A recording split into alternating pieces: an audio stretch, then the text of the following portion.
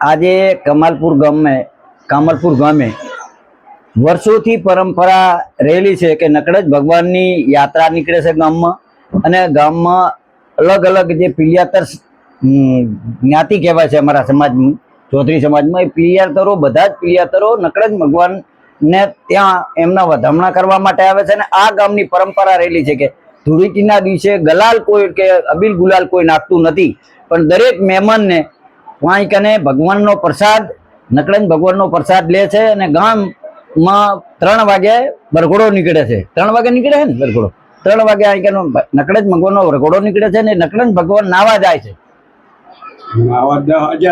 11 વાગે નાવા જાય ને એના પછી ભગવાન પાછા મંદિરમાં નિત્ય મંદિરે પધારે છે.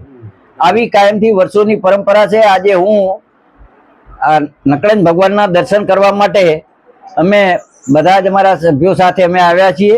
અને નકળજ ભગવાન અમારા વિસ્તારની અને આ પ્રજાની બધાનું ભલું કરે એવી ભગવાનને પ્રાર્થના કરીએ.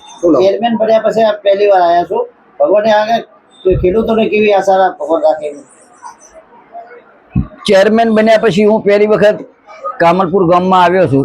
કામલપુર ગામે મારું જે સ્વાગત કર્યું એ બદલ આખા ગામનો હું હૃદયપૂર્વક એક તો આભાર માનું છું. અને ખેડૂતોને ભગવાન સારી ખેતી આપે, સારો વરસાદ થાય તો ખેડૂતોને પણ ભાવ સારા મળી રહે એની વ્યવસ્થા અમે માર્કેટ દ્વારા કરશું.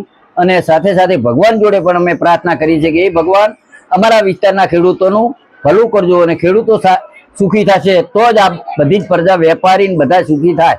ખેડૂતો સુખી હોય તો જ બધા સુખી થઈ શકે એવી ભગવાનને અમે પ્રાર્થના કરીએ.